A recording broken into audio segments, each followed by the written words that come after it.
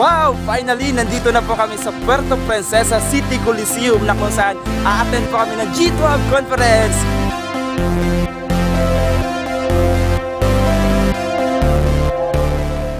Kaisa ako sa mga kabataan na walang kapasidad na maka-attend ng conference. 6 na taon na akong laging naiiwan pag may pupuntahang conference ang mga kabataan ng Life Church Coron.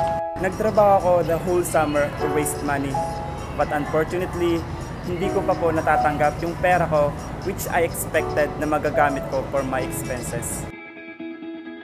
Minsan, na-assign ako na mag-preach sa Sunday service at buong puso akong sumunod kahit na kinakabahan. Ako'y naniniwala sa kapangyarihan ng Diyos sa aking buhay. Sabi sa Psalms 23, "The Lord is my shepherd, I shall not be in want." Totoo nga, totoo ang Diyos sa kanyang mga pangako. Na kahit walang-wala na ako, ako'y kanyang pinagpapala basta't marunong lang akong sumunod sa kanya. We admit that we lack financially and we don't have the capacity to produce on our own. But He who began the good work in us will be completed.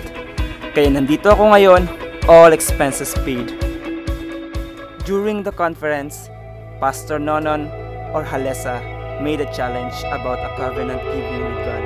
Kailangan naming mabuo ng 1,000 piso para sa giving. We took hold of God's promise. Lahat-lahat na laman ng aming mga wallet ay aming ipinagkaloob ng buong puso at pananalig.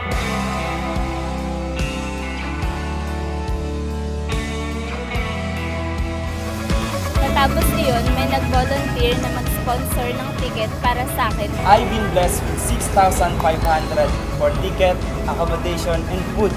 Hindi lamang tickets ang binigay niya sa akin, kundi ang inspirasyon na gawin ko ang aking purpose, to win souls and make disciples. Tunay nga na hindi papayag ang Diyos na hindi tayo pagpalain Kung tayo ay susunod. Dahil sa inyong pagbibigay, naabot ang aming mga buhay. Maraming salamat po.